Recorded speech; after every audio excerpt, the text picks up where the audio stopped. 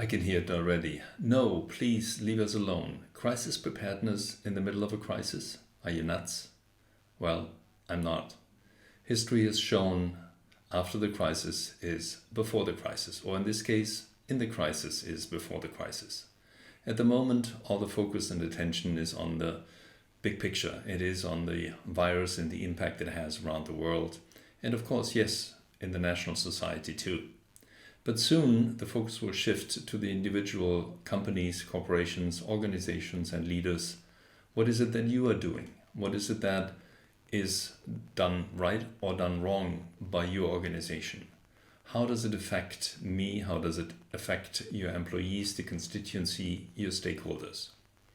You need to look at that. You need to think ahead, and you need to at least expect and assume a certain path that you will be taking. There are always different scenarios. There are always ways to take a left turn, to take a right turn. There are always things that can throw you a curve and make you take a left turn, although you plan to go right. In any case, it is important to spend time thinking about these scenarios, thinking about what is it that could happen if I take these decisions. What is it if the business turns even worse than it is at the moment? What happens if my demand suddenly increases? What happens if I shift my focus and my production into a different area? Companies have done that. Companies have now started to produce medical supplies to protect the workers in the health industry. Now, these things are all decisions that top management has to take. Nevertheless, some of them are much easier to communicate and will get much more positive reaction than others. We as communicators need to think about the scenarios. We need to be very creative in developing these scenarios, that we can think about it. How do we address them? What kind of messages do we want to send out? What kind of information do we need to be successful in getting our viewpoint across? And we also need to think worst case. Not that long ago, a pandemic of this nature was not in any of the scenarios that was developed, and if it was down the list.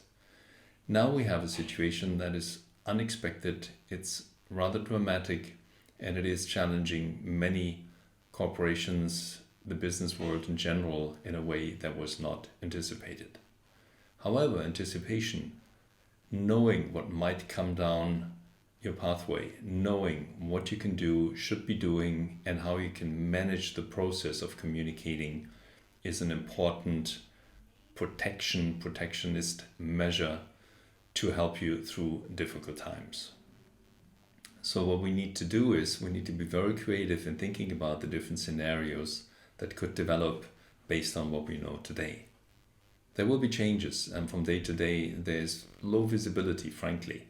And it is something that might change, even though we expect it to be as planned for at least another day or two. These things are normal. That is what is part of developing a business, managing a business.